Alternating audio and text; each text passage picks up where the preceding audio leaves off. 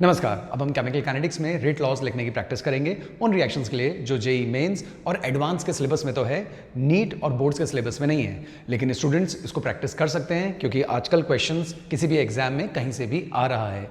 ये type of reactions क्या है वो मैं एक बार आपको बोल देता हूँ, उससे आप थोड़ा कनेक्ट कर पाएंगे। रिवर्सिबल पहला टाइप है रिवर्सिबल रिएक्शन या अपोजिंग रिएक्शन। दूसरा टाइप है वो रिएक्शन जिसमें इक्विलिब्रियम इन्वॉल्व होता है, जिसे हम प्री इक्विलिब्रियम अप्रॉक्सीमेशन से भी समझते हैं। तीसरी रिएक्शन आपकी जो रहेगी वो रहेगी सीक्वेंशियल रिएक्शन या कॉन्सेक्यूटिव रिएक्शन, जिसके अंदर हम स्टेडी स्टेट अप्रॉक्सीमेशन यूज करेंगे। और जो चौथी रिएक्शन रहेगी वो हमारी रहेगी साइड रिएक्शंस या पैरेलल रिएक्शंस। तो हम एक एक करके इन रिएक्शंस के लिए रेट लॉ लिखने की प्रैक्टिस करेंगे। सबसे पहले हम उठा रहे हैं रिवर्सिबल रिएक्शंस को, तो आइए इस कॉन्सेप्ट को समझते हैं। देखिए, rate laws for reversible reaction, हम इसको एक एग्जाम्पल से लेकर कोशिश करें समझने की तो ज़्यादा बेटर है।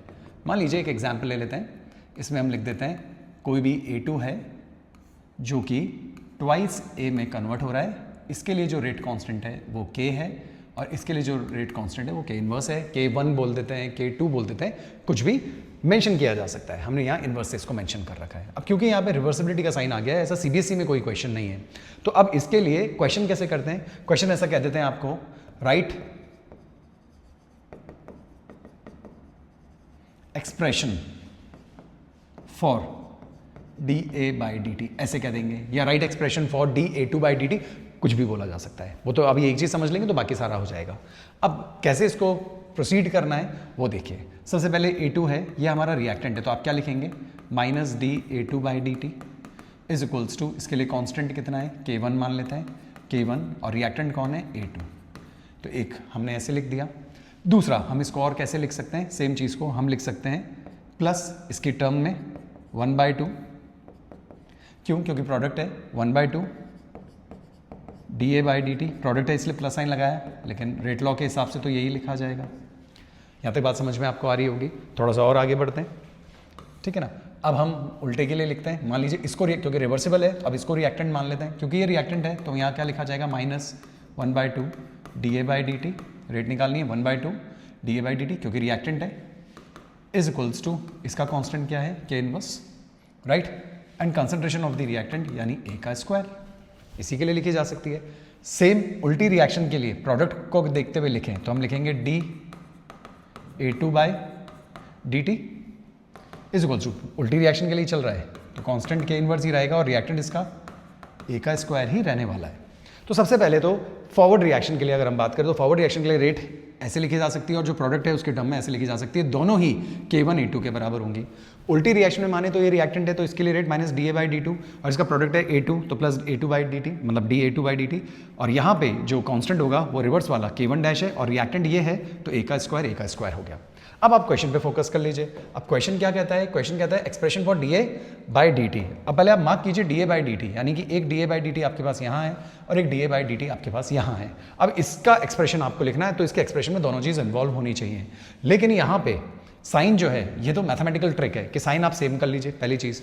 और अगर कंसेप्ट देखें तो अगर आपको A के रेस्पेक्ट में अपनी बात बोलनी है कि A बन भी रहा है और A घट भी रहा है, तो A के बनने की रफ्तार भी आपके पास है और A के घटने की रफ्तार भी आपके पास है, तो जो नेट रेट होगी वो दोनों को सम अप करने से आएगी, यानी कितना तेजी से बन रहा है और कितना तेजी से घट रहा है। या तो आप ये कह दीजिए कि दोनों का डिफरेंस निकाल लीजिए, या फिर आप इसको मैथमेटिकली अगर सॉल्व करना चाहें तो इस तरीके से सॉल्व कर लीजिए कि यहाँ पे माइनस लिख रहे हैं, यहाँ पे प्लस लिख रहे हैं, तो दोनों का एक्सप्रेशन एक जैसा कर लीजिए। क्योंकि इन्होंने हमसे जो पूछा है वो पूछा है dA/dt। अब हमें क्योंकि dA/dt पूछा है तो यहाँ पे ये तो बिल्कुल सही है, लेकिन अगर मैं इसको थोड़ा सा और आगे बढ़ाऊं तो हम इसको लिख सकते हैं ट्वाइस K1 A2, राइट, यहां से देखिए।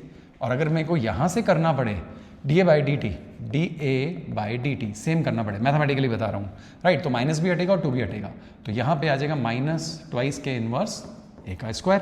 अब आपकी जो ये एक्सप्रेशन पूछी गई है आपसे, राइट, तो इस एक्सप्रेशन का जवाब देने के लिए हमें क्या करना होता है? dA/dt दोनों सेम हो गए हैं तो हम इन दोनों को एड अप कर देते हैं, यानी कि कुल मिलाकर इस टाइप के क्वेश्चंस को करने के लिए सेम एक्सप्रेशंस हो गई। अब सेम एक्सप्रेशंस के लिए आपको क्या करना होगा? dA/dt दोनों में सेम है, इन दोनों को आप एड अप कर दीजिए, तो twice K1 A2 minus twice K inverse A का स्क्वायर। उम्मीद करता हूं आपको बात समझ में आ गई होगी। इस तरीके से आप dA का एक्सप्रेशन लिख सकते हैं। सिमिलरली अगर आपसे कोई बोले कि नहीं A2 बाई डी टी का एक्सप्रेशन लिखिए, तो A2 बाई डी टी का एक्सप्रेशन भी इसी तरीके से लिखा जा सकता है। कंसेप्ट क्या है, कंसेप्ट आप यहां से समझ लीजिए, DA बाई डी टी दोनों टर्म में आपने निकाल लिया है, बस अब आप उसको टोटल कर लीजिए। या तो ये सबसे बेस्ट तरीका है समझने का, नहीं तो दूसरा तरीका ये होता है कि चेंज इन कंसंट्रेशन ऑफ ए बता रहे हैं। अब चेंज इन कंसंट्रेशन ऑफ ए का पता लगाने के लिए रिएक्शन को देखकर आपको साफ समझ आएगा कि ए में जो कंसंट्रेशन में चेंज आएगा उसमें दो चीजें इन्वॉल्व होगी, कि कितना तेजी से बन रहा है और कितना तेजी से घट रहा है। तो जितना तेजी से बन रहा है और कितना तेजी से घट रहा है, इसका जब आप डिफरेंस निकाल लेंगे तो वही जो डिफरेंस होगा वो एक्चुअल ए की रेट आपको बताएगा, क्योंकि ए बन भी रहा है और ए घट भी रहा है। दैट्स वाई तो आप उस कॉन्सेप्ट को अप्लाई कर लीजिए, और नहीं तो मैथमेटिकली आप ऐसे ही कीजिए, आपके एक्सप्रेशंस 100% कैलकुलेट होकर आएंगे।